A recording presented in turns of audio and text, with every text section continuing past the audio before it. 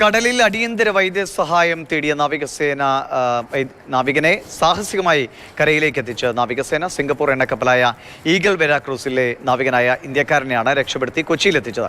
വെളിച്ചക്കുറവും landing സൗകര്യം ഇല്ലാതിരുന്നത് മൂലം രക്ഷാദൗത്യം ഏറെ സാഹസികമായിരുന്നുവെന്ന് നാവികസേന വ്യക്തമാക്കി.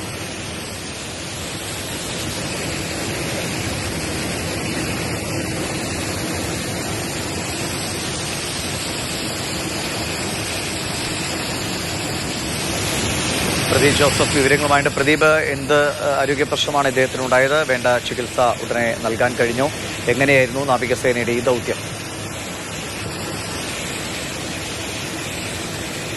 ദിവിഷി, MSC എൽസ 3യുടെയും ഒപ്പം വാൻഹായുടെയും ഒക്കെ അപകടങ്ങളിൽ നാവികസേന എത്രമാത്രം കൃത്യതയോടെയാണ്, എത്രമാത്രം ദുഷ്കരമായ രക്ഷാദൗത്യമാണ് നിർവഹിക്കുന്നത് എന്ന് നമുക്കറിയാം. അതിനിടയിലാണ് സിംഗപ്പൂർ പതാക വഹിക്കുന്ന ഈഗിൾ വെരാക്രൂസ് എന്ന കപ്പലിൽ നിന്ന് അടിയന്തര മെഡിക്കൽ സഹായം ആവശ്യപ്പെട്ട് നാവികസേന ആസ്ഥാനത്ത് വിളിയെത്തുന്നത്.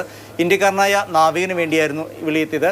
ഈ വിളിയെത്തിയ ഉടൻ തന്നെ പ്രക്ഷുബ്ധമായ കടലിനെ അവഗണിച്ച്, കാറ്റും കോളും ഒക്കെ അവഗണിച്ച് കൊച്ചിയിലെ ദക്ഷിണ നാവികസേന ആസ്ഥാനത്ത് നിന്ന് സീക്കിംഗ് ഹെലികോപ്റ്ററുകൾ പുറപ്പെട്ടു. സീക്കിംഗ് ഹെലികോപ്റ്റർ കൂടാതെ INS ശാരദ എന്ന കപ്പൽ കടലിൽ നിരീക്ഷണം നടത്തുന്നുണ്ടായിരുന്നു. ഇതും ഈ ഭാഗത്തേക്ക് വഴിതിരിച്ചു വിട്ടു.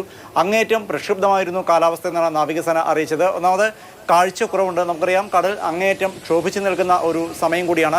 മാത്രവുമല്ല, ഒരു എണ്ണക്കപ്പലിൽ നിന്നാണ് ഈ വിളിയെത്തിയത്. അതുകൊണ്ട് തന്നെ എണ്ണക്കപ്പലിൽ ലാൻഡിംഗ് എന്ന് പറയുന്നത് അത്ര പ്രായോഗികമായ ഒരു കാര്യമല്ല. അതുകൊണ്ട് തന്നെ ലാൻഡ് ചെയ്യാതെ അന്തരീക്ഷത്തിൽ നിന്നുകൊണ്ട് ആ നാവികനെ രക്ഷപ്പെടുത്തിക്കൊണ്ടു വരിക എന്നുള്ളതായിരുന്നു വെല്ലുവിളി നിറഞ്ഞ ദൗത്യം. എന്തായിരുന്നാലും ആ ദൗത്യം അതീവ സാഹസികതയോടെ നാവികസേന ഏറ്റെടുത്തു, പൂർണ്ണമായും വിജയിക്കുകയും ചെയ്തു.